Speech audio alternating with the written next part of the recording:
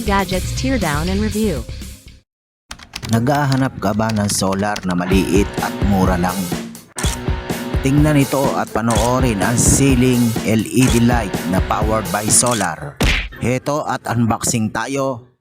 Sa loob ng kahon ay makikita ang manual, remote control, mga accessories, at ang solar panel at ang kanyang LED bulb na aktual nyong makikita dito sa video at mga larawan upang makapagbigay info kung ano ang pinakang itsura at ang kanyang mga features.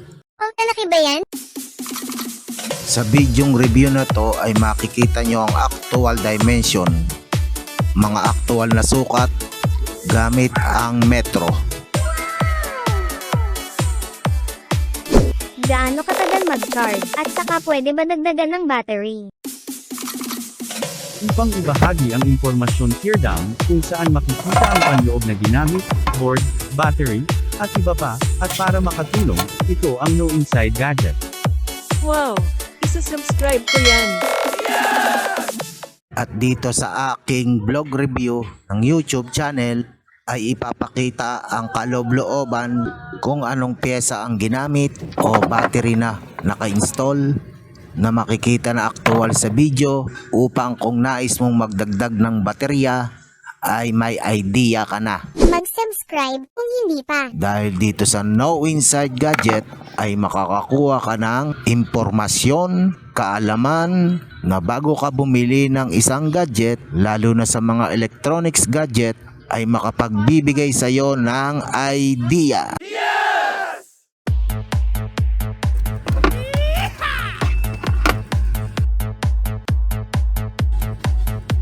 Okay, pare. Yes, Daddy!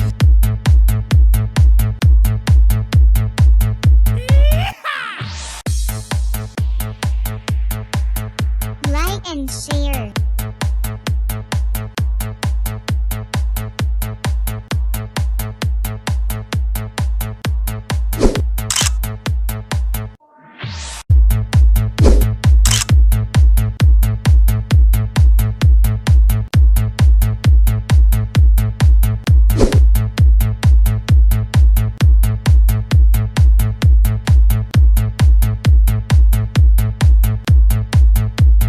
Yes, Daddy!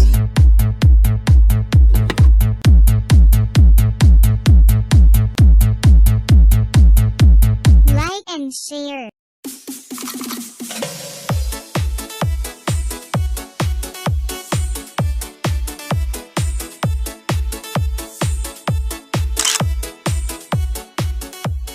So guys, at nakita nyo araw na at ito yung pinaka-solar niyan at ngayong alas 9 ng umaga hanggang ngayon may power pa rin.